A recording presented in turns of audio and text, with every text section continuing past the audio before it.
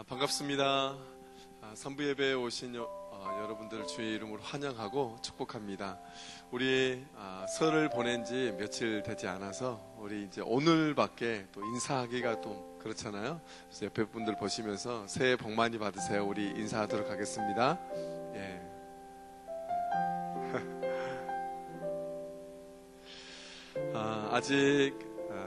아직 연휴가 주일까지 해서 끝나지 않는 분들도 있고 또 아직 올라오고 계시는 분들도 계시겠고요. 오늘 함께 주님을 예배할 수 있어서 행복하고 감사합니다. 오늘 3부 예배를 통해서 이곳에 함께 하시는 주님을 깊이 경험하고 만나시길 바랍니다. 그래서 여러분 안에 있는 슬픔과 또 좌절과 절망 같은 마음들이 다시 한번 희망으로 기쁨으로 변해지기를 간절히 소망합니다. 오늘 3부 예배를 바라보면서 우리 사모하는 그런 마음, 또 신앙의 고백을 담아서 우리 다 같이 사도신경으로 우리의 신앙을 함께 고백하도록 하겠습니다. 나는 전능하신 아버지 하나님, 천지의 창조주를 믿습니다. 나는 그의 유일하신 아들 우리 주 예수 그리스도를 믿습니다. 그는 성령으로 잉태되어 동정녀 마리아에게서 나시고 본디오 빌라도에게 고난을 받아 십자가에 못 박혀 죽으시고 장사된 지 사흘 만에 죽은 자 가운데서 다시 살아나셨으며 하늘에 오르시어 전능하신 아버지 하나님 우편에 앉아 계시다가 거기로부터 살아있는 자와 죽은 자를 심판하러 오십니다. 나는 성령을 믿으며 거룩한 공교회와 성도의 교제와 죄를 용서받는 것과 몸의 부활과 영생을 믿습니다. 아멘.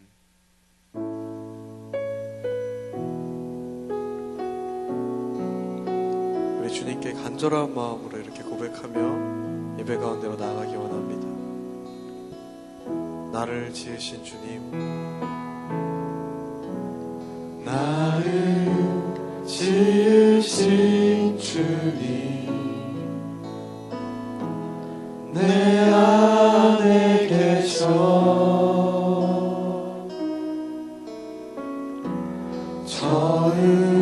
처음부터 내 삶은 그의 손에 있었죠. 한 번 더 고백합시다. 나를 지으신 주님, 나를 지으신 주님, 내 안에 계셔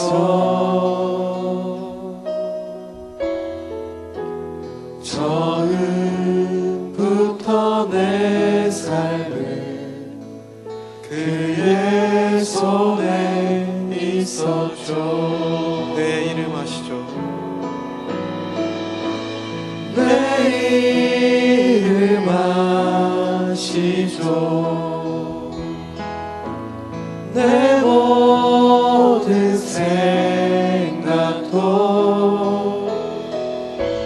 내 흘린 눈물 그 하나 닦아주셨죠.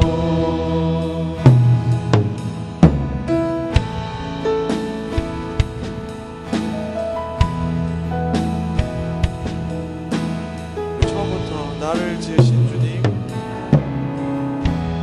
나를 지으신 주님,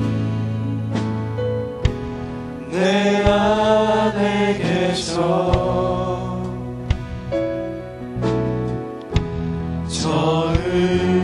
처음부터 내 삶을 그의 손에 있었죠. 2절 가사로 고백합시다. 그는 내 아버지, 그는 내 아버지, 난 그의 소유, 난 그의 소유.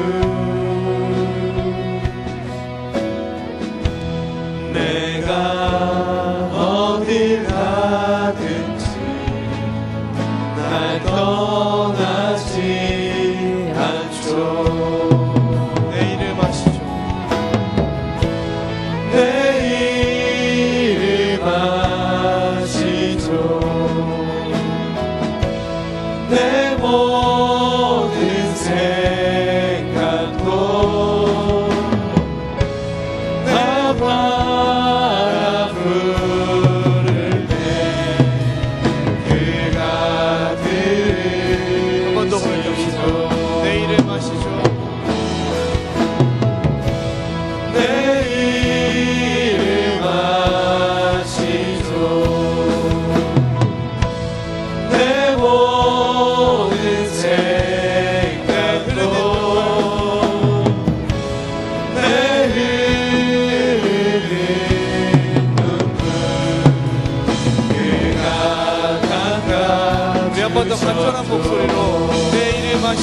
주님.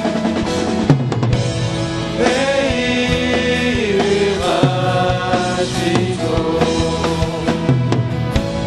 내 모든 생각도 아바라 부를 때 아바라 부를 때 그가 들으시죠.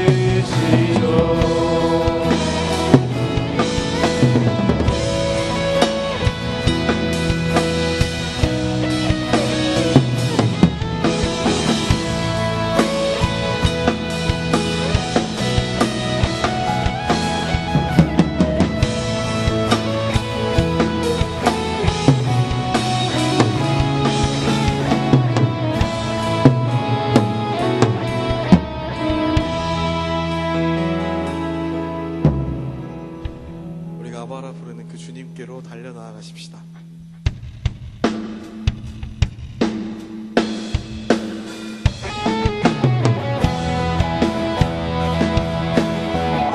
우리 함께 박수하면서 주님께로 달려나아가는 우리가 되길 원합니다.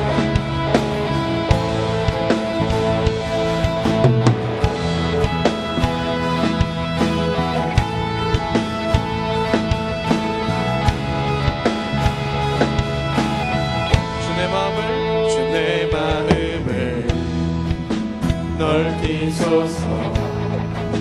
주의 계명의 길로 달려가리라. 생명의 길이며 또 유일한 소망 주께로 감히 오리라. 주의 마음을 내 마음을 넓히소서. 주의 계명의 길로 달려가리. 왕의 왕 되시며 왕의 왕 되시며 선한 목자이신 주 곁에 거함이 복이라. 나 주와 함께 주와 함께 주를 위해 주를 향해 달려가리라. 이 모든 경주를 마치고 주님 외 그날까지 나 주와 함께 주와 함께 주를 위해 주를 향해 달려가리라. 영광에서 영광으로 주의 얼굴을 마주한 그날까지.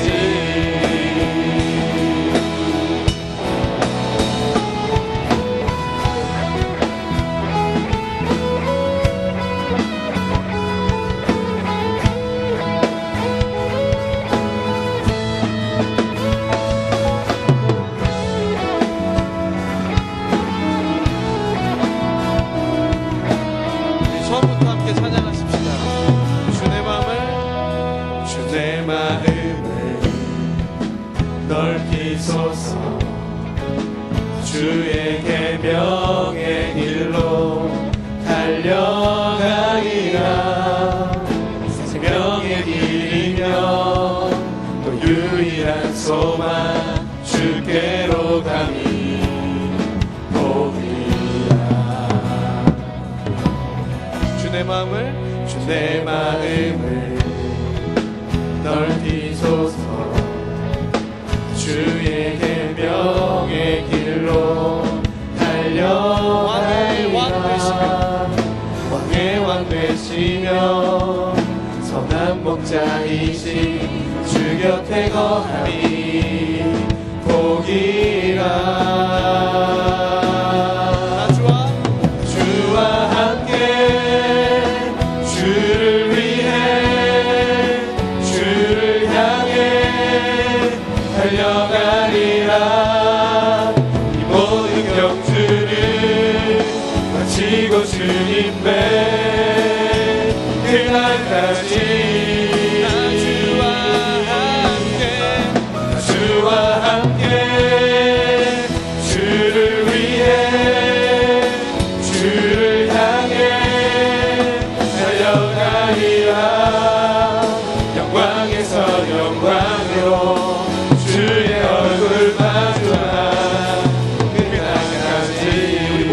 찬송과 드럼으로 나 주와 함께 주와 함께 주를 위해 주를 향해 달려가리라. 이 모든 경주를 마치고 주님의 그날까지 주와 함께 주를 위해 주를 향해 달려가리라. 영광에서 영광으로 주의 얼굴 마주한 그날까지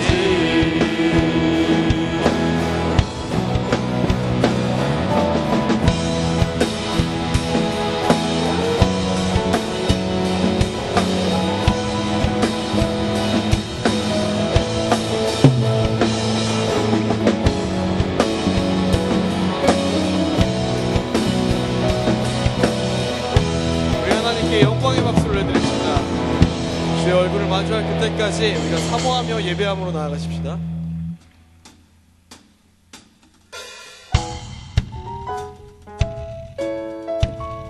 우리가 사모하는 그 이름을 외치며 나아가십시다.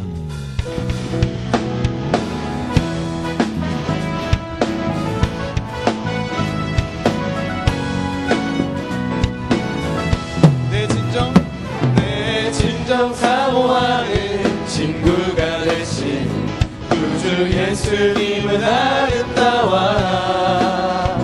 사랑 밑에 백합하여 빛나는 새벽과 주님 경험하리라. 주 없도다. 내 마음이 아플 적에 그 위로 되시며 나 외로울 때 좋은 친구라. 주는 정상 밑에 백합 빛나는 새벽과 이 땅 위에 느낄 것이 없도다.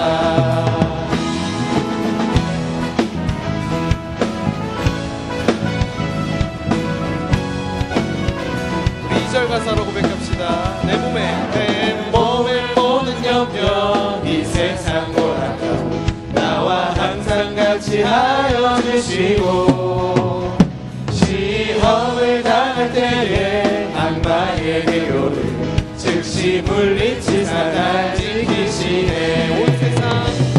온 세상 날 버려도 주 예수 안 버려 끝까지 나를 돌아오시니. 주는 저산 밑에 백합 빛나는 새벽과 이 땅 위에 이길 것이 없도다. 내 영혼 먹이시는 그대 누리고 나 친히 주를 뵙기 원하네.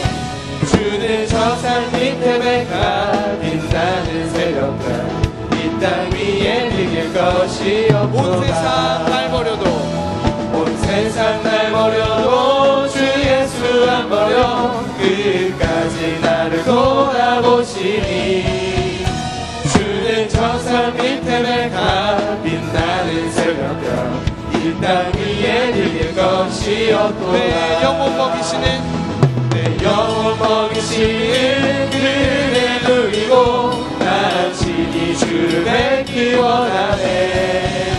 주는 저산 밑에 백합 빛나는 새벽과 이 땅 위에 이길 것이 없도다. 내 영혼 먹이시는 내 영혼 먹이시는 그대 누리고 나 친히 주를 뵙기 원하네. 주는 저산 밑에 백합 빛나는 새벽과 이 땅 위에 이길 것이 없도다.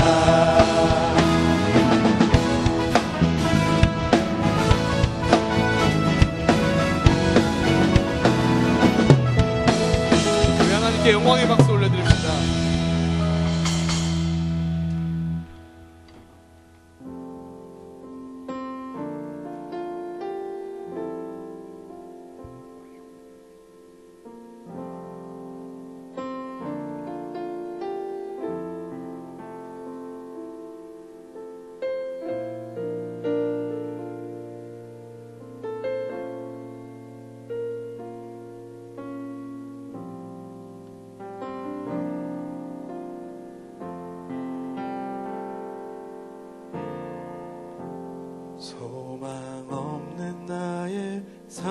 속에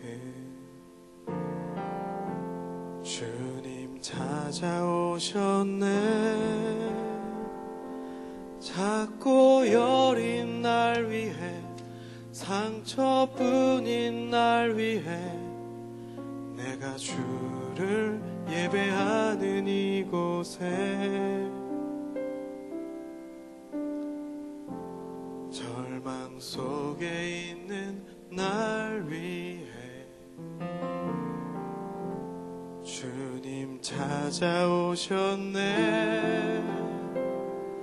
지쳐 쓰러져 있는 작고 여린 날 위해 내가 주를 예배하고 있을 때 내가 노래할 이유 되신 주님의 그 크신 사랑, 주님은 내 힘, 주님은 내 삶의 피난처.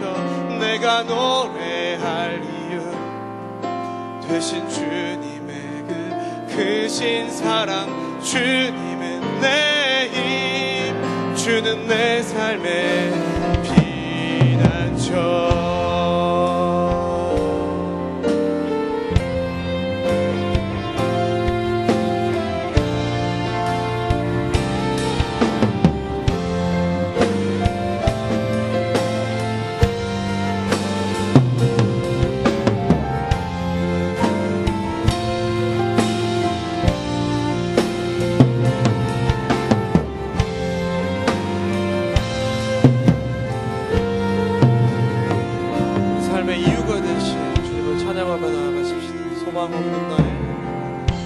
소망 없는 나의 삶 속에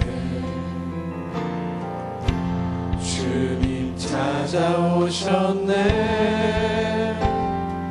작고 여린 날 위해, 상처뿐인 날 위해 내가 주를 예배하는 이곳에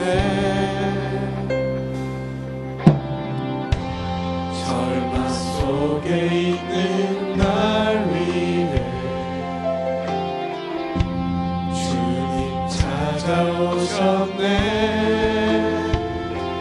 지쳐 쓰러져 있는 작고 여린 날 위해 내가 주를 예배하고 있을 때 내가 노래할 이유 되신 주님의 그 크신 사랑, 주님은 내 힘, 주님은 내 삶의 피난처.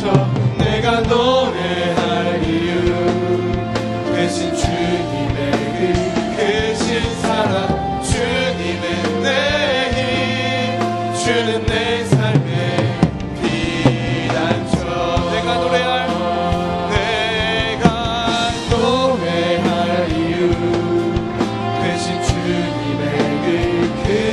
사랑, 주님은 내 힘, 주님은 내 삶의 피난처.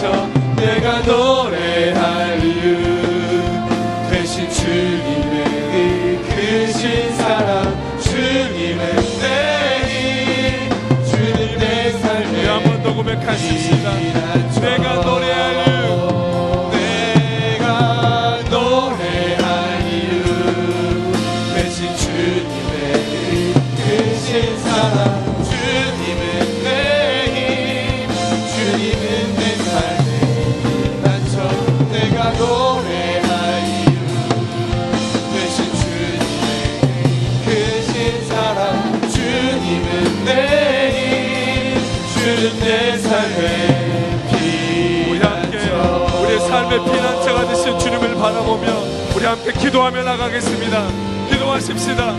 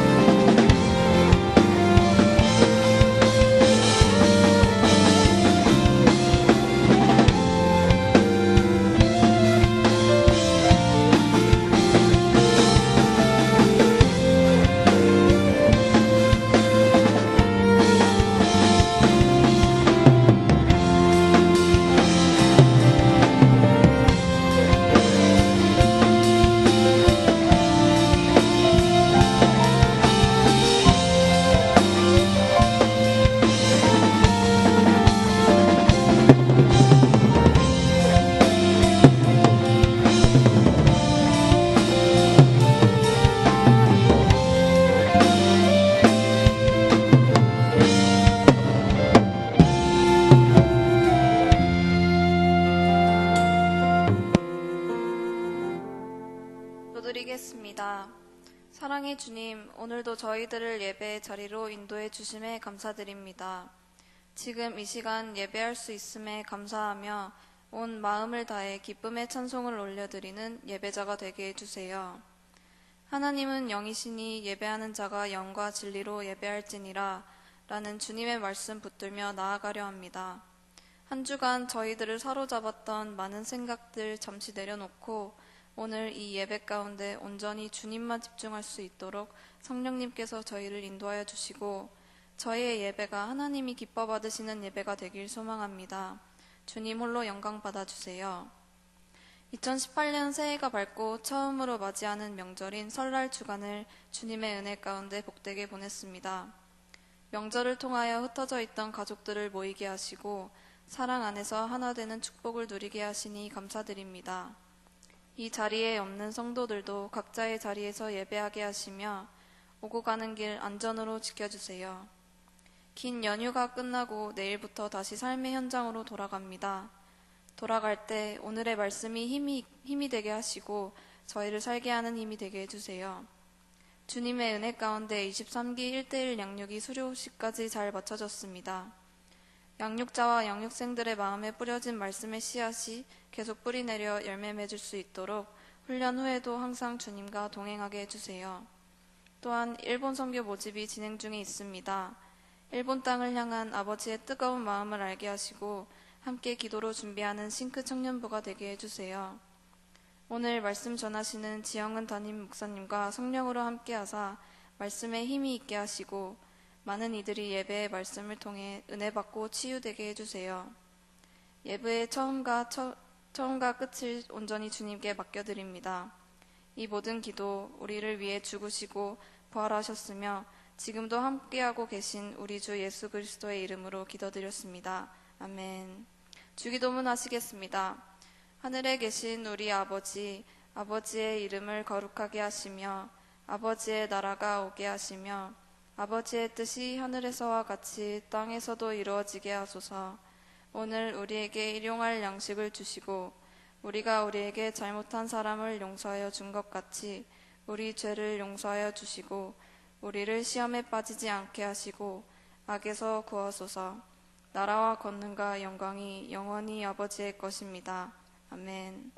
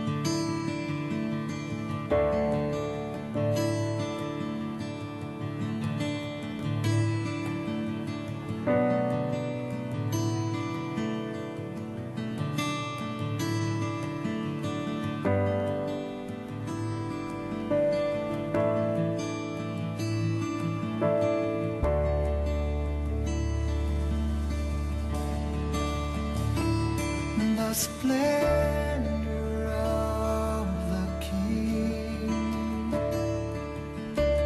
clothed in majesty. Let all the earth rejoice, let all the earth rejoice. How great is our God? Sing with me, how great is our God? Oh, we'll see how great is our God. How great is our God?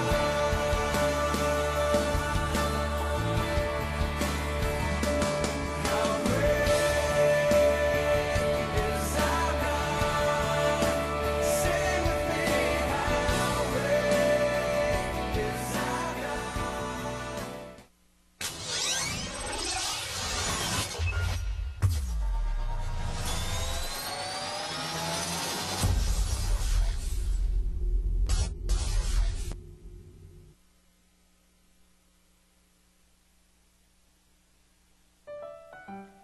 까칠까칠 설날은 어저께고요. 하이 헬로우 안녕하세요. 싱크뉴스입니다. 어디로 가지? 뉴싱크스 여러분, 예배당 앞 새가족 등록 부스로 오세요. 2018년 일본 단기 선교 팀원 모집입니다. 일본을 향한 주님의 사랑을 전하는 일에 함께 합시다. 선교 일정은 7월 28일부터 8월 4일, 7박 8일입니다. 궁금하신 사항이나 신청은 최진영 간사님에게 연락주세요. 싱크 청년부의 뉴싱크스를 위한 새가족 환영회 2월 마지막 주 2월 25일 싱크 예배 후 2시 20분 1001호에서 만나요. 여호와여 아침에 주께서 나의 소리를 들으시니 아침에 내가 주께 기도하고 바라리이다. 시편 5장 3절 말씀처럼 하루 첫 시작을 예배와 싱크스와 함께 합시다. 싱크 연합 새벽 예배 24일 토요일 오전 6시 503호에서 만나요. 싱크뉴스는 여러분의 관심과 반응이 함께 하신다는 거 아시죠? 같이 읽어볼까요? 이제는 사랑을, 지역의 필요를 채우는 데이, 네, 이사 집필 때 작은 움직임 준비되셨나요? 그럼 움직여보세요. 싱크 연합 새벽 예배로 인해 금요 모임은 쉽니다. 다음 주에 만나요. 여러분의 싱크뉴스였습니다. 고맙습니다. 오늘 우리에게 주신 하나님의 말씀은 요한복음 2장 13절부터 22절 말씀입니다. 봉독하겠습니다.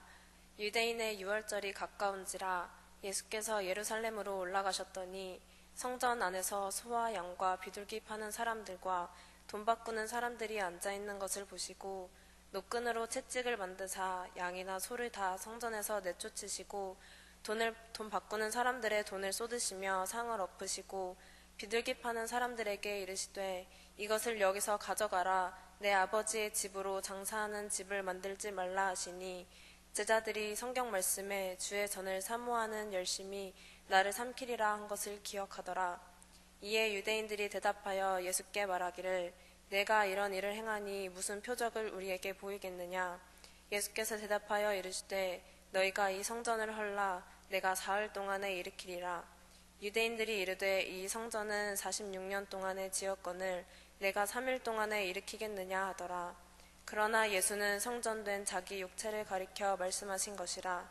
죽은 자 가운데서 살아나신 후에야 제자들이 이 말씀하신 것을 기억하고 성경과 예수께서 하신 말씀을 믿었더라. 아멘. 아멘. 네, 설날 잘 보내셨어요? 대답이 명랑한 거 보니까 세뱃돈들 많이 받으신 것 같으네요. 어렸을 때 세배하고 세뱃돈 받았던 기억이 나고, 여기 있는 우리 젊은이들 가운데서는 세뱃돈 받아서 엄마한테 맡긴 아이들은 참 착한 아이들이고, 안 그러고 자기가 갖고 있는 아이들은 영악한 아이들이고, 예. 요즘 아이들은 세뱃돈 안 맡긴다면서요, 그죠? 근데 뭐 여기 있는 사람들 중에서도 이제 세뱃돈 더 이상 안 받는 사람들이 더 많을 거예요. 또 직장 다니는 사람들은 세배하고서 어머님 아버님한테 용돈 드려야 되고, 또 조카들이 마구 머리를 들이밀고 세배해서 또 세뱃돈도 줘야 될 테고, 예, 명절 잘 보내셨을 줄 알고요. 하나님께서 우리 교회, 우리 젊은이들, 또 여러분들 걸어가는 삶에 하나님의 손길, 하나님의 사인을 많이 주시기를 바랍니다. 제가 1월달, 2월달 쭉 들어서 계속해서 표적이라는 단어를 중심으로 설교를 하고 있죠. 오늘 설교 제목이 세 번째 표적인데, 네 번째 표적은 없어요. 세 번째 표적, 오늘 설교 제목입니다. 병원 의사 선생님들 가운데서 굉장히 탁월한 의사분들, 명의라고 그러죠. 그런데 어떤 분이 명의일까?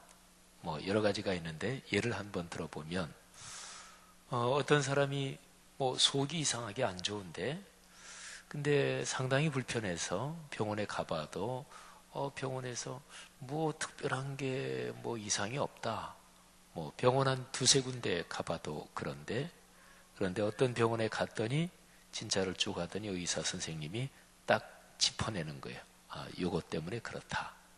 그러면 그 의사 선생님이 명의죠. 그러니까 병의 원인을 정확하게 짚어내니까 명의인 거죠. 그 사람이 몸이 불편하다는 징후가 있잖아요. 조짐이 있잖아요. 그런데 다른 의사 선생님들은 그 징후를 보고 병의 원인을 짚어내지 못하는데, 근데 어떤 의사 선생님은 징후를 보고 딱 짚어낸단 말이죠. 커서 노래 잘하겠다. 딱 짚어낸단 말이죠. 그러니까 그거를 알아내는 게, 그게 이제 탁월한 의사 선생님이죠. 똑같은 현상이 있어도 어떤 사람은 그 현상을 보고 그리고 여러 가지를 짚어낼 수가 있어요. 그 셜록 홈즈, 영국 쪽의 그 추리 소설 탐정물. 저는 초등학교 때, 옛날엔 국민학교라 그랬죠. 국민학교 4학년 때인가 5학년 때 담임 선생님이 학급 문고를 설치해서, 지금도 기억이 나요. 교실 뒤쪽에 약간 검은색 표지에 이렇게 저렇게 했던 그 책 표지도, 디자인도 기억이 나요. 거기에 보면 셜록 홈즈, 아르세누 루팡 이런 탐정 소설 전집이 있었고, 한 2, 30권인가 3, 40권 됐어요. 굉장히 막 가슴을 졸이면서 쭉 읽었던 기억이 나요. 근데 셜록 홈즈 같은 명탐정은 어떤 하나의 현상을 보고 다른 사람이 읽어내지 못하는 것을 읽어내잖아요. 그죠? 이런 사람을 고수라고 그럽니다. 사람의 삶에는 여러 가지 현상들이 일어나죠. 사건들이 일어나요. 그런데 삶의 고수는 내 삶에서 일어나는 현상을 보고, 그리고서 이런저런 거를 짚어내고 그리고 읽어냅니다. 하나님은 참 좋으신 분이죠. 그래서 하나님은 우리의 삶에 이런저런 사인을 보내십니다. 하나님이 보내시는 사인을 어떤 사람은 알아차려요. 그런데 어떤 사람은 알아차리지 못합니다. 우리 형제 자매, 우리 젊은 남녀가 서로 연애할 때 사람에 따라, 성격에 따라 틀리죠. 그리고 옛날에 비해서 요즘은 훨씬 더 좋아하는 감정을 표현할 때 좀 더 직접적이고, 문화가 좀 그렇게 했습니다만은, 근데 요즘도 내가 저 자매를 좋아하는데 어떻게 직접적으로 얘기하기도 뭐하고 등등, 또는 내가 저 형제 좋아하는데 얘기하기는 뭐하고, 이럴 때 중간에서 다리를 놔주는 사람에게 큰 축복이 있을 것입니다. 사람 사이를 연결해 주는 거니 굉장히 중요한 거예요. 그러니까 싱크 청년부 안에서 이렇게 봐서 선배나 후배나 이렇게 봐서 좋아하는 것 같은데 서로들 직접적으로 못한다. 그럴 때 이렇게 다리를 놔주세요. 근데 그러다가 인터셉트 하지는 말고 근데 또 사랑의 감정이 생기는 걸 또 어쩌겠어요? 그거는 자기 마음대로 못하는 거니까. 어쨌든 이렇게 상대방에게 내 좋아하는 감정이 있는데 그거를 또 예민한 사람은 금방 알아차리잖아요. 근데 둔한 사람은 몰라요. 전혀 모르고. 하나님께서 우리의 삶에 당신의 거룩하고 좋으신 뜻을 알려주셔요. 사인을 주십니다. 근데 어떤 그리스도인은 그걸 알고 어떤 사람은 몰라요. 누가 알까요? 또 어떤 사람이 둔감하게 그거를 모를까요? 여러 가지로 얘기할 수 있겠지만 쉽게 얘기하면 이렇습니다. 하나님의 마음 그리고 하나님의 뜻에 민감한 사람. 누가 하나님의 뜻과 마음에 민감한가? 그건 간단합니다. 하나님을 사랑하는 사람. 하나님을 열망하는 사람은 하나님이 보여주시는 사인에 민감하게 반응하고 그리고 쉽게 금방 알아차립니다. 하나님이 우리에게 주시는 당신을 알려주시는 또 당신의 좋은 뜻을 가르쳐 주시는 그런 사인들을 표적이라고 얘기할 수가 있습니다. 하나님은 그리스도인의 삶에 표적을 보여주셔요. 그리고 하나님을 깊이 사랑하는 그런 그리스도인들에게는 더 각별한 표적을 보여주십니다. 그리스도인의 삶에서 하나님이 보여주시는 표적은 하나님 당신의 뜻을 알려주시는 거니까 이거는 굉장히 커다란 복이고 진짜로 멋진 일이죠. 표적을 체험하면 무엇보다 먼저 그 체험한 그리스도인들의 믿음이 깊어져요. 그리고 강해집니다. 하나님이 나와 같이 계신다. 이거를 알고 체험하게 되니까 이런저런 일에 대한 걱정이나 또는 두려움 같은 게 없어지죠. 그래서 생활하면서 훨씬 더 자신감 있게 무엇을 이루어낼 수 있습니다. 그리고 그 사람이 하나님이 나에게 보여주시는 표적을 체험하니까 그 사람의 삶을 통해서 그리스도 또는 주님이 드러나게 됩니다. 그래서 그 사람의 삶이 그리스도의 편지가 됐죠. 젊은이 여러분, 여러분의 삶이 그런 삶이 되시기를 바랍니다. 그리스도의 편지가 되시고 또 하나님이 여러분의 삶에 멋진 어떤 표적들을 보여주시기를 바랍니다. 그런 표적을 하나님이 보여주실 때 우리는 빌립보서 4장 19절 말씀이 깊이 이해되고 공감이 가게 되지요. 나의 하나님이 그리스도 예수 안에서 영광 가운데 그 풍성한 대로 너희 모든 쓸 것을 채우시리라. 아멘. 하나님이 채우신다. 하나님은 어떤 분이신가? 채우시는 분이다. 그리스도인마다 자기 삶에 하나님이 주신 축복의 말씀들이 있죠. 내가 지금까지 신앙생활 해오면서 나는 이 성경 구절 때문에 제일 크게 힘을 얻었다. 그런 것들이 있잖아요.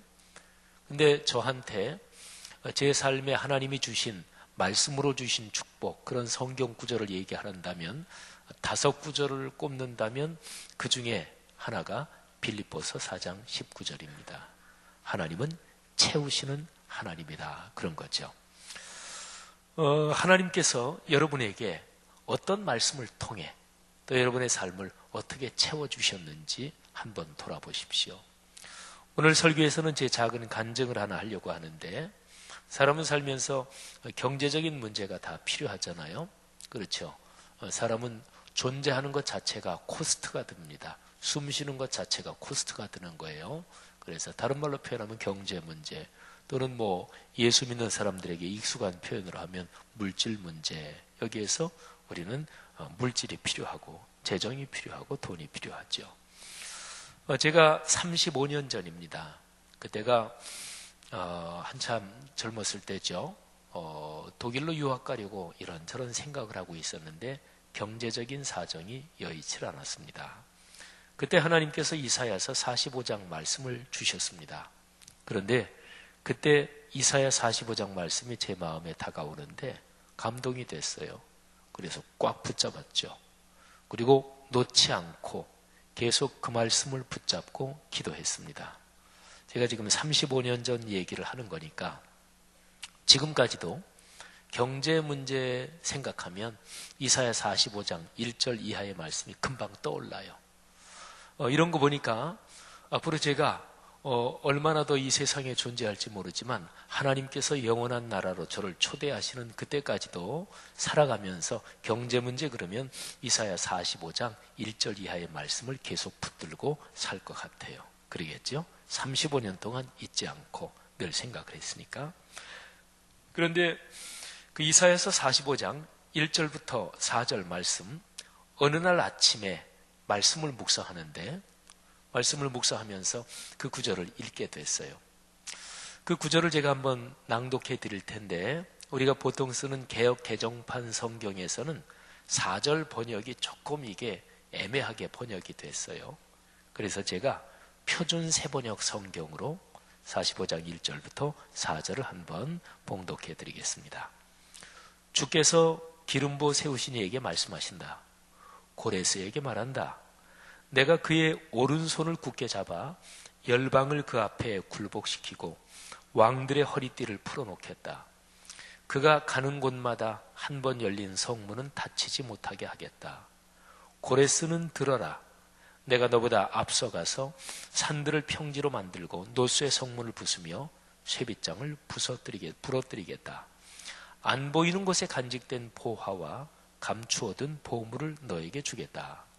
그때 너는 내가 주인 줄을 알게 될 것이고 이스라엘의 하나님이 너를 지명하여 불렀다는 것을 알게 될 것이다.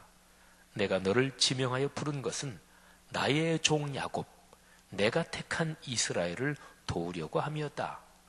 네가 비록 나를 알지 못하였으나 내가 너에게 영예로운 이름을 준 까닭이 바로 여기에 있다. 아멘.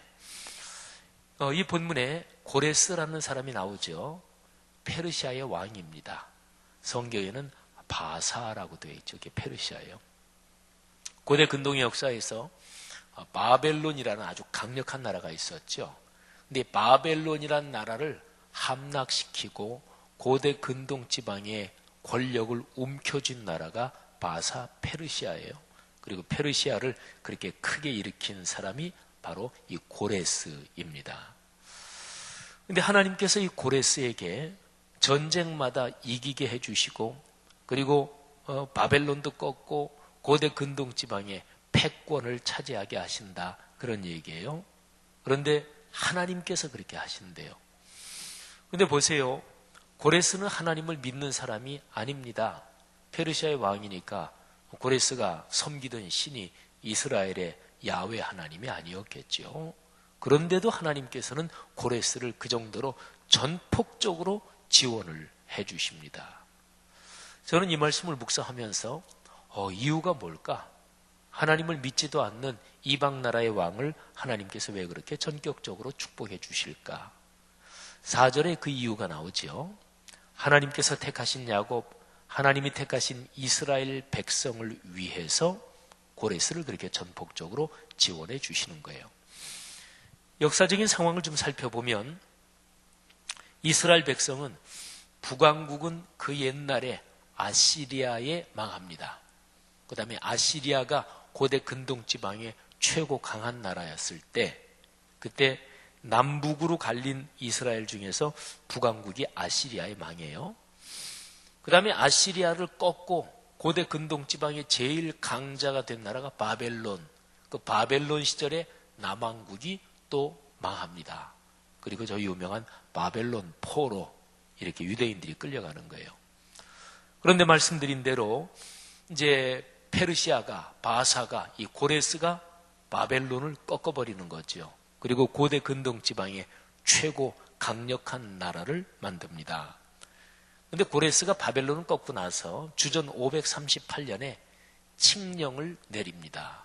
그 칙령이 대영 제국 박물관에 지금까지도 보존되어 있어요. 원통형으로 생긴 그런 옛날에 역사 시간에 혹시 배운 거 기억납니까? 근데 그 칙령에 담긴 내용이 바벨론으로 포로로 끌려온 이스라엘 백성들을 고향으로 고국으로 돌아가게 하는 그런 내용이었습니다. 그러니까 하나님께서 하나님을 믿지도 않는 이방 나라의 왕을 그 당시 고대 근동 지방의 역사 구조 속에서 그렇게 사용을 하셔서 그래서 하나님께서 고레스를 통해서 이스라엘 백성을 고국으로 돌아오게 하셨다. 뭐 이런 얘기죠. 제가 전에 한번 신문에 칼럼을 쓰면서 남북 관계, 뭐 요즘 뭐 동계올림픽 때문에 남북 관계가 지금은 좋아요. 올림픽 끝난 이유가 문제지만 남북 관계는 뭐 한참 옛날부터도 뭐 아주 긴장이 높아졌다, 뭐 또 조금 풀어졌다 계속 그러잖아요. 근데 제가 언젠가 좀 한참 전인데 신문에 칼럼을 쓰면서 남북 관계에서 이거를 풀어줄 역할을 어떤 사람이 할 수 있겠는가? 뭐 그런 식으로 제가 이제 칼럼을 썼어요. 그러면서 옛날 소련 연방, 소비에트 유니온이 있을 때 소련 연방이 사실은 무너진 게 고르바초프의 개혁 개방 정책 때문에 그랬죠. 역사 진행 과정을 볼 때 고르바초프는 하나님이 사용하신 사람이 분명히 맞다고 저는 봅니다. 고르바초프의 개혁 개방 정책 때문에 역사상 가장 강력한 공산주의 국가, 뭐 사실은 거기가 종주국이죠. 소련 연방이 무너지고 그리고 소련이 15개 나라로 해체되고 뭐 이랬잖아요. 뭐 고르바초프는 개인적으로 보면 우리 큰 기독교 갈래 중에 하나인 러시아 정교회 신앙을 가진 신자지요. 제가 칼럼을 쓰면서 오늘날에 누가 이 한반도에서 고르바초프와 같은 뭐 그런 역할, 또 그런 거를 누가 좀 할 수 있겠느냐. 근데 한반도가 남북 관계가 굉장히 막 긴장이 높아지면 전 세계에서 우리가 중재하겠다 이렇게 나서는 사람들이 있어요.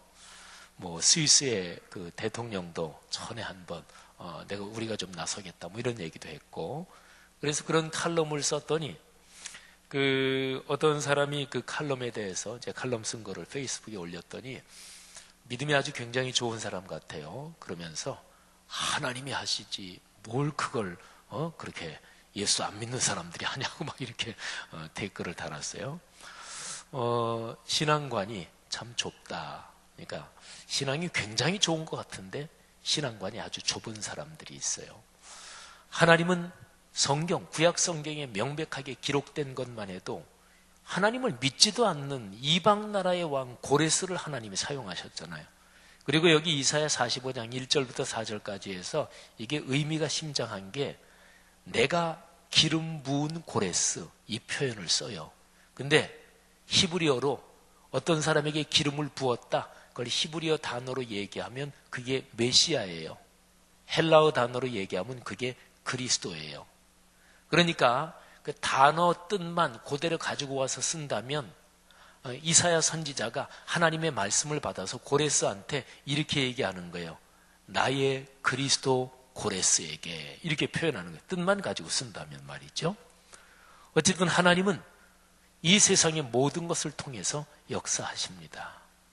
하나님은 예수 안 믿는 사람들을 통해서도 역사하세요. 그러니까 적어도 그리스도인이면 인생관, 세계관에서 성서적인, 성경적인 세계관을 가질 필요가 있어요. 성서적인 세계관을 가지면 좁아지지 않아요. 역사, 사회를 보는 틀이 넓어집니다.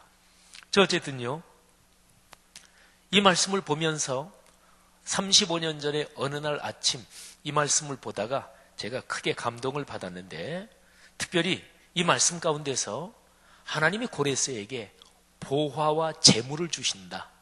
감춰놓은, 숨겨놓은 보화와 재물을 주신다. 이 말씀에 특별히 제가 감동을 받았어요. 아까 제가 말씀드리기를 제가 독일로 유학 가고 싶었는데 뭐 경제적으로 여의치 않았다 그랬잖아요. 근데 하나님께서 이방 나라의 왕 고레스한테 물질을, 쉬운 얘기로 요즘 표현을 하면 경제적으로 아주 마구 주신다는 거예요. 그거는 역사적으로는 어느 나라와 전쟁을 해서 이기면 전리품 뭐 이런 거를 이제 말하는 거겠지만, 어쨌든 근데 제 마음속에 그때 이런 깨달음이 왔어요. 고레스는 하나님을 믿지 않는 사람인데 하나님이 큰 재물도 주신다. 이유는 하나님이 선택하신 이스라엘 백성 때문이다. 그때 제 마음속에 깨달음이 오기를, 그래, 세상에는 큰 부자들이 많지, 예수 안 믿는 사람들 중에서도 큰 부자들이 많지. 그런데 내가 독일로 유학하려는 것은 하나님을 위해서 헌신하고 또 주님의 일을 하기 위한 것이니까 이 세상에 예수 안 믿는 분들 중에서 큰 부자들이 가지고 있는 돈 하나님께서 나를 위해서 준비해 놓으신 거고 하나님이 어떤 손길을 통해서든 당신이 준비해 놓으신 재물을 내가 공부하고 또 내가 걸어가는 길에 주실 것이다. 이런 믿음을 가지게 됐습니다. 그날 아침 제 마음이 그걸 깨닫고 나서 굉장히 담대한 마음이 생겼습니다. 그리고 그날 이제 제 약혼녀를 만나서 제가 약혼 시절이었거든요. 약혼하고 있었던 시절. 그래서 정확하게 지금 연도를 계산할 수 있는데 몇 월 달인지 그것까지는 모르겠어요. 제가 83년 1월 달에 약혼하고 그리고 84년 2월 달에 결혼했거든요. 그 약혼녀를 그날 만났습니다. 약혼 시절에 서로 말씀을 묵상하고 묵상한 말씀을 서로 나누고 그랬거든요. 근데 이사야 45장 1절부터 4절 그 본문 가지고 그날 아침 말씀 묵상하자 약속한 것도 아니었는데 그런데 제 약혼녀도 그 말씀을 그 본문을 묵상했고 그러니까 서로도 감동이 됐죠. 그리고 서로 말씀을 나누면서 감동이 더 커졌습니다. 그러면서 우리 둘이는 우리가 앞으로 삶의 길을 걸어가는 동안 하나님께서 경제적인 모든 상황을 책임지신다. 하나님이 이 말씀을 통해서 그런 약속을 우리에게 주셨다. 그런 믿음을 가지게 됐습니다. 35년 그때 이후로 지금까지 살아오면서 경제적인 점과 연관해서 이런저런 상황이 있었지만 하나님께서는 그때 주신 이사야 45장 말씀에 따라 우리 내외, 우리 가정의 삶에 경제적인 면에서 채우시고 또 부어주셨습니다. 우리 내외에게는 제게는 이사야 45장 말씀이 경제 문제와 연관해서 하나님이 주신 표적이었습니다. 사인이었죠. 그러니까 기록된 말씀을 통해서 주신 표적이었습니다. 사랑하는 젊은이 여러분요, 그리고 성도 여러분들이요. 하나님께서 여러분에게 주신 표적 사인은 무엇입니까? 특별히 중요한 것은 말씀을 통해서 주신 사인, 그 표적 말입니다. 그게 내 마음에 와닿은 말씀을 꽉 붙잡아야 돼요. 지난 한 주간도 우리 교회 보신이 참 좋았다라가 지금 에스겔서를 묵상하는 중이잖아요. 근데 지난 한 주간 에스겔서 특별히 화요일자 말씀에서 아주 깊이 감동을 받은 한 구절이 있었어요. 제가 생각하기에 이거는 또 내가 상당히 오랫동안 어쩌면 평생 붙들고 갈 말씀이 되겠다. 그런 예사롭지 않은 아주 감동을 받았어요. 그런 말씀이 있으면 붙잡아야 돼요. 그리고 놓으면 안 돼요. 그리고 계속해서 기도하세요. 언제까지? 이루어질 때까지. 여러분에게 그런 말씀의 은혜가 있기를 축복합니다. 그리고 그 말씀을 붙들고 그 말씀이 이루어지는 체험이 있기를 주님의 이름으로 축복합니다. 자, 요한복음에는요, 표적이란 말과 연관해서 첫 번째 표적, 두 번째 표적, 구체적으로 요 표현, 요 워딩이 나와요. 그런데 세 번째 표적, 요 워딩은 안 나와요. 성경 말씀을 읽을 때 또는 묵상할 때 갈망이 있고 열망이 있는 독자는, 그렇게 사모하는 그리스도인은 성경 말씀을 읽을 때 어떨 때는 궁금한 점이 생겨요. 제가 지금 말씀드린 것도 그 예 중에 하나예요. 요한복음을 읽다 보니까 첫 번째 표적, 그러면 당연히 어디 두 번째 표적 나오나?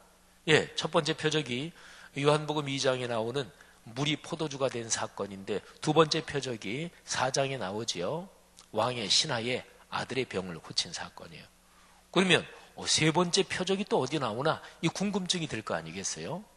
근데 요한복음은 전체 다 읽어봐도 세 번째 표적 이런 표현은 나오지 않습니다.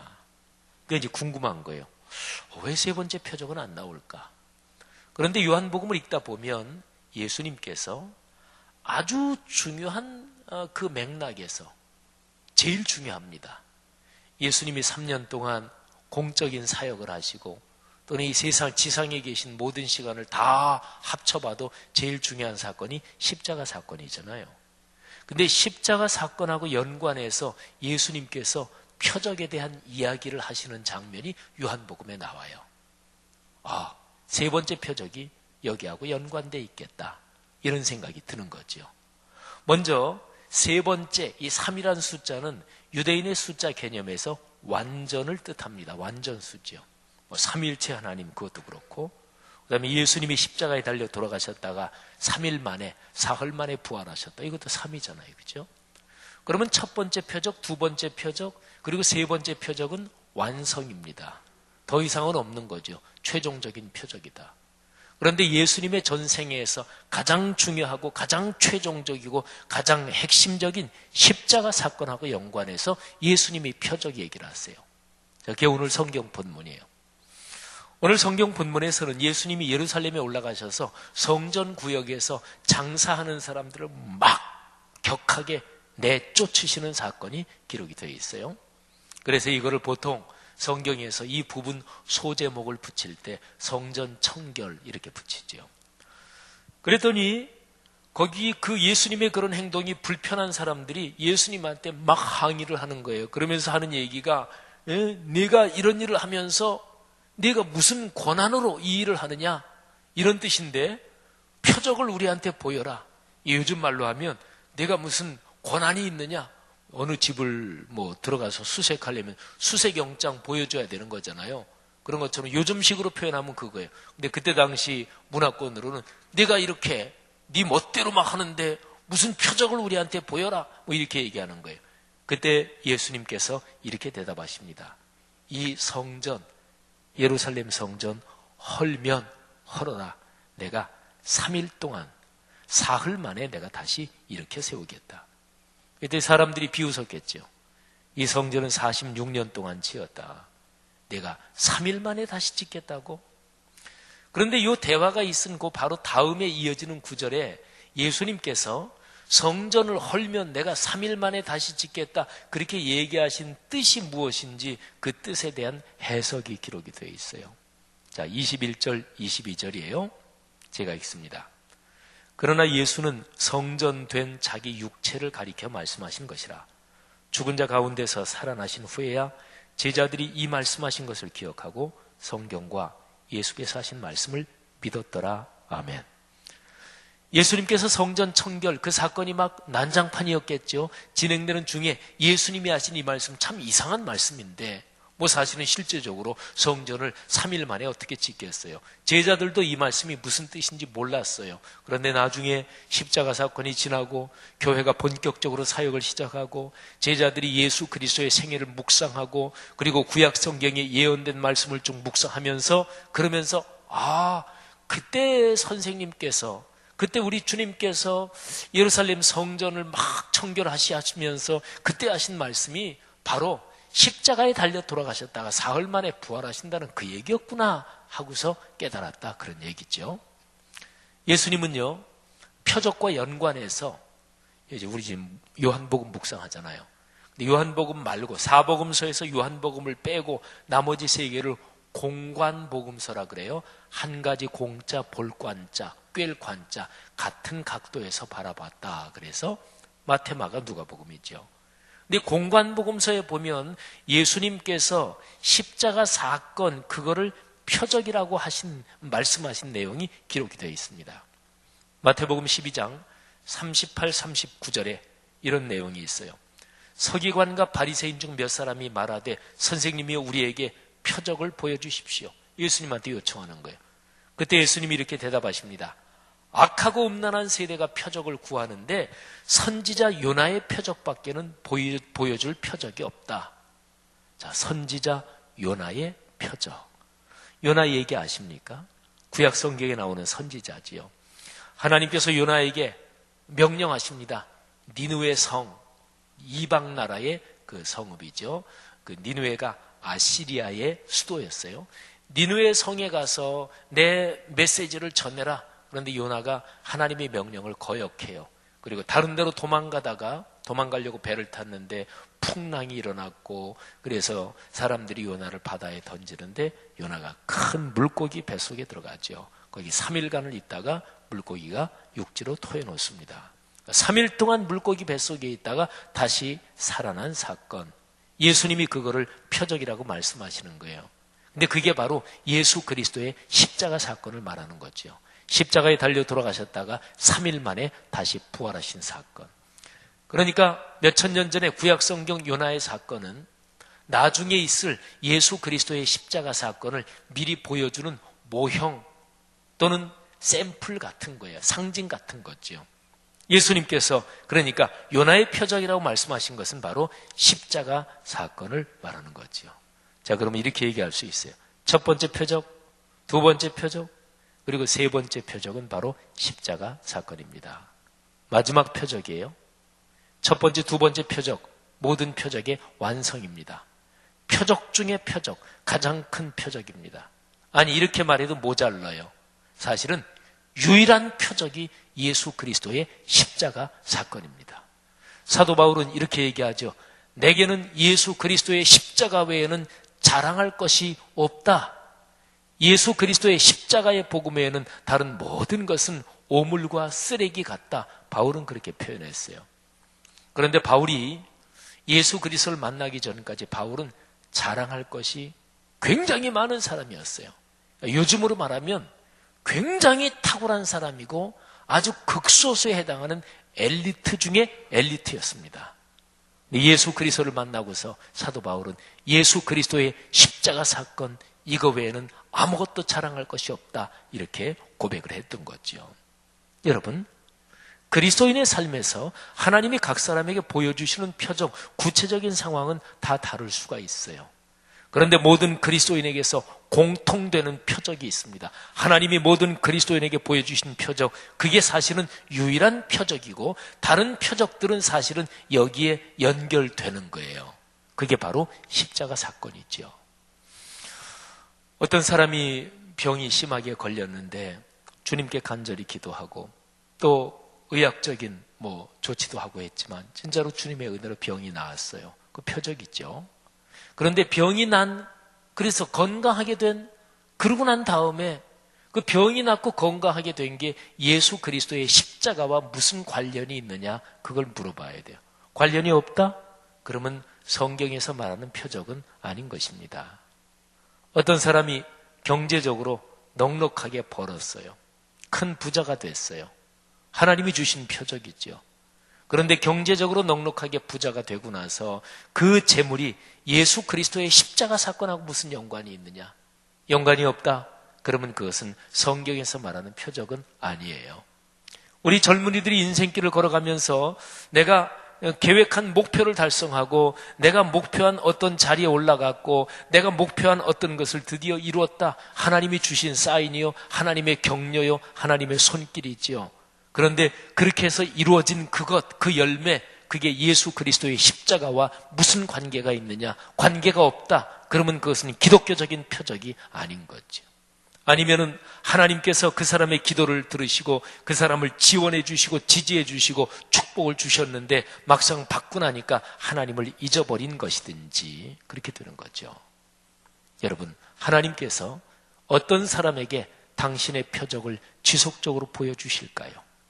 그는 표적 중에 표적, 아니 유일한 표적, 예수 그리스도의 십자가 사건을 자기의 가슴으로 끌어안고 자기 인생길을 걸어가는 사람입니다. 예수 그리스도의 십자가의 복음이 땅끝까지 전해지는 일에 자기 인생을 거는 사람이에요. 하나님께서는 이 일을 위해서 그리스도인의 삶에 이런저런 필요한 것을 넉넉하게 채우시는 분인 거죠. 젊은이들이요, 성도들이요, 이런 표적이 여러분의 삶에 가득하기를, 그리고 계속해서 이어지기를 주님의 이름으로 축복합니다. 예수 그리스도의 십자가가 내 삶의 중심이 되게 하십시오. 그 십자가를 붙들고 하나님께 기도하십시오. 내 삶에 필요한 건강과 또는 내 삶에 필요한 경제적인 문제 또는 직장이나 결혼 문제나 이런 것들을 예수 그리스도의 십자가와 접속시키십시오. 하나님께서 그리스도의 십자가의 복음 때문에 여러분의 삶을 축복해 주십니다. 고레스도 축복하셨는데, 하나님을 믿지도 않는 이방 왕도 축복하셨는데, 하나님을 믿는 당신의 자녀들이 복음을 위해 살겠다고 하는데 하나님이 왜 부어주시지 않겠어요?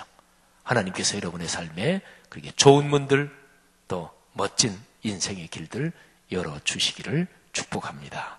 기도하겠습니다. 자, 이 시간에 들은 말씀 가슴에 끌어안고 한번 기도합시다. 오늘 설교를 들으면서 어떤 내용이 여러분의 마음에 깊이 와닿았습니까? 제가 설교하면서 인용한 어떤 성경 구절 중에 혹시 어떤 구절이 깊이 마음에 와닿습니까? 아니면 오늘 요한복음의 말씀 또는 제가 35년 전에 하나님께서 저희 내외에게 주셨던 이사야 45장 1절부터 4절 말씀이 혹시 마음에 와닿습니까? 이사야 45장 1절부터 4절은 몇천 년 전에 하나님께서 고레스에게 주신 말씀이에요.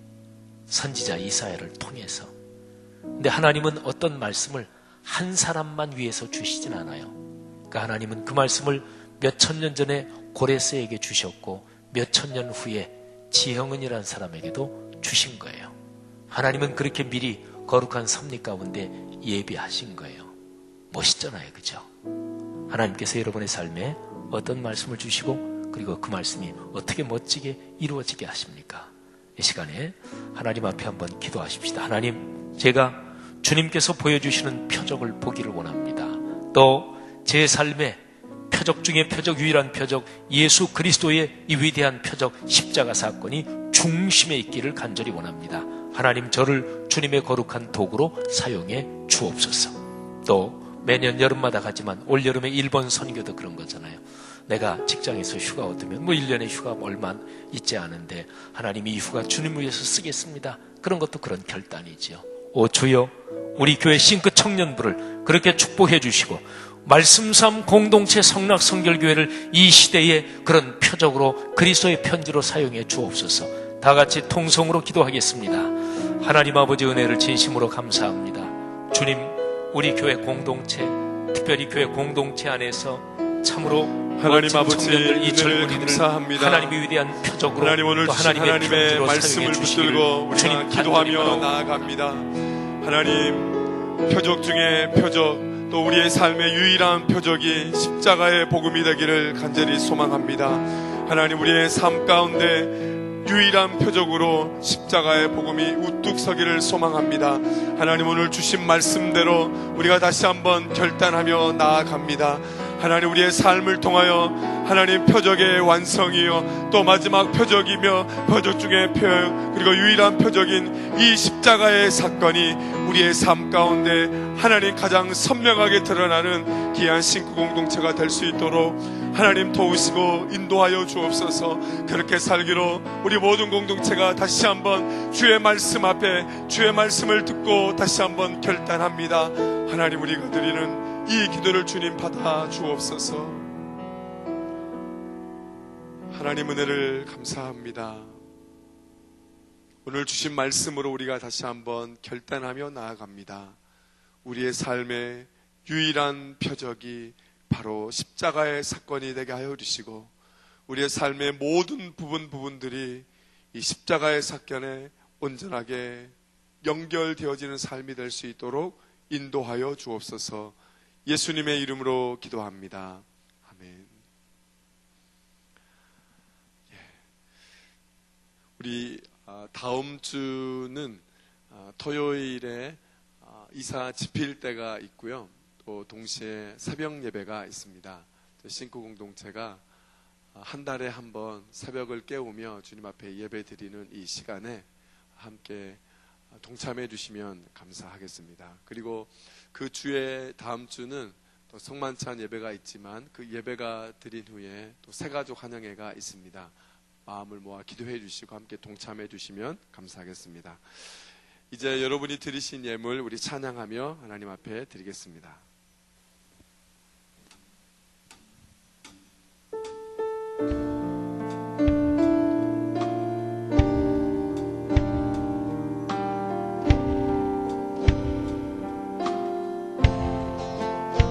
거룩하신 하나님,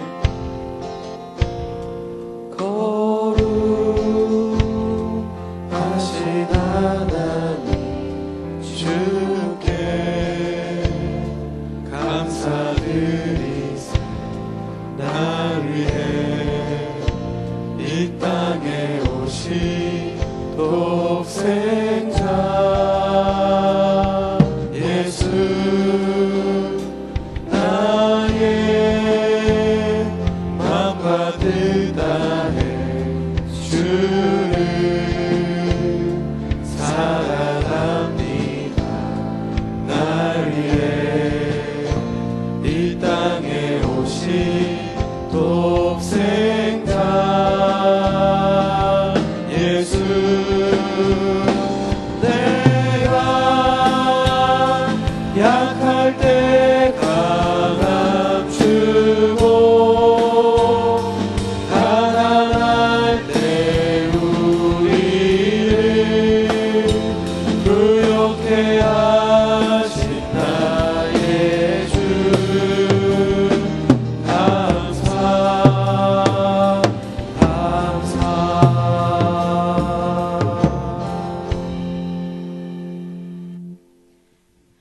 사랑의 주님, 민족 고유의 명절 설날을 육신의 가족과 함께 잘 보내게 하시고 오늘 아버지께서 새롭게 모이게 해주신 영의 가족들과 예배하게 해주셔서 감사합니다.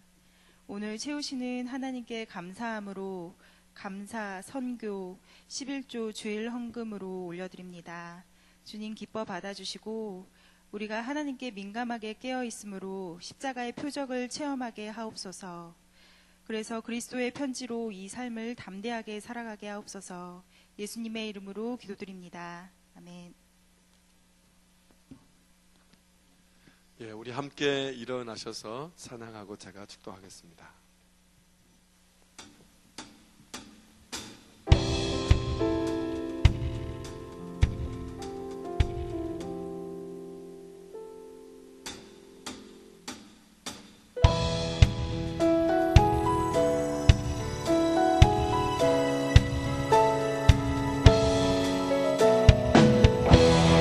우리 함께 고백하십시다.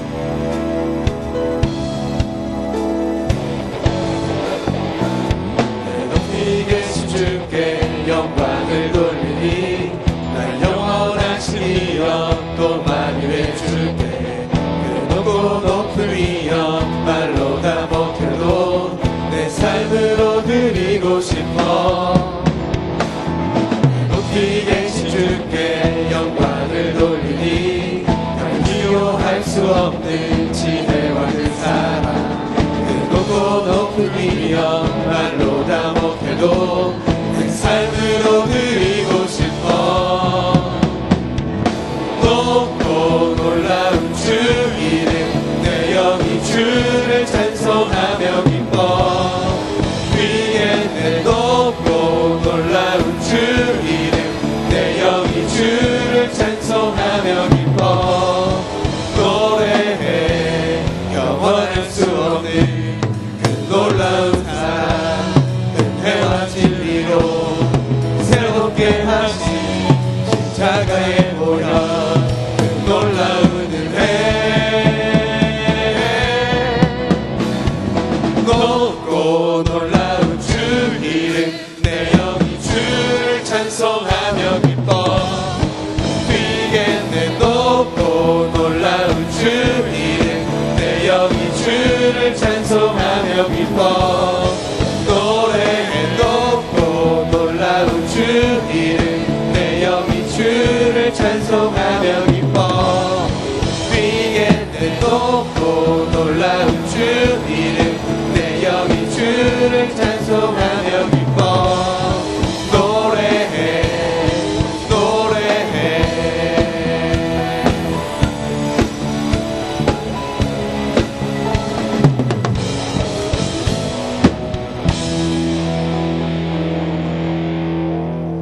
이 시간에는 제가 축도하지 않고요. 이제 하나만 인사를 좀 하겠는데요. 이제부터 우리 예배를 드리러 나가는 겁니다. 이곳에서 예배를 드렸지만 진짜 예배는 이제 교회 문을 나서는 순간부터입니다.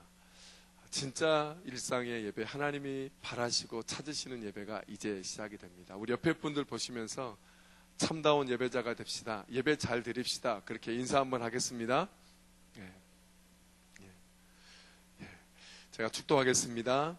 이제는 예수 그리스도의 은혜와 하늘 아버지의 크신 사랑과 성령님의 인도하심이 오늘 주님의 말씀을 듣고 우리의 삶 가운데서 십자가의 사건이 가장 선명하게 드러나기로 다짐하고 다시 한번 주님 앞에 기도한 모든 지체들 머리 위에 지금부터 영원토록 함께 하옵시기를 간절히 축원하옵나이다.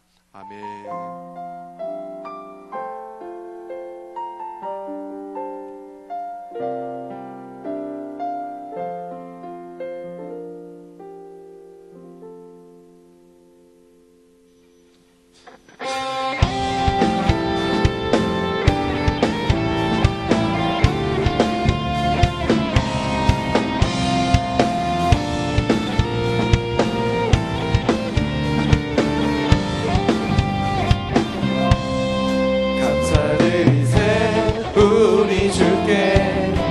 크신 사랑 베푸셨네. 찬양 드리세 어린 양께 영원히